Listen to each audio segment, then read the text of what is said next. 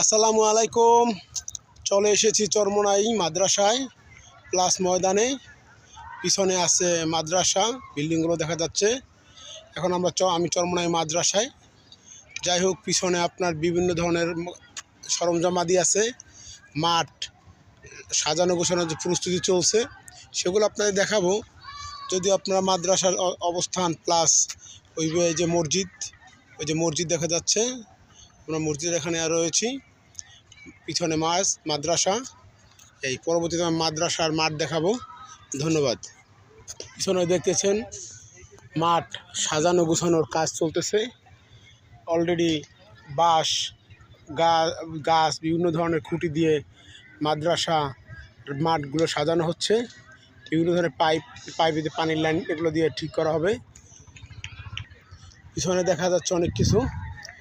এই যে শত শত ছাত্ররা যারা মাঠে খেলাধুলা করছে, শত শত। এই যে আপনারা দেখতে পাচ্ছেন, আমরা চলে এসেছি আজকে চরমোনাইতে কার্যক্রম দেখার জন্য কেমন অবস্থা মাঠের।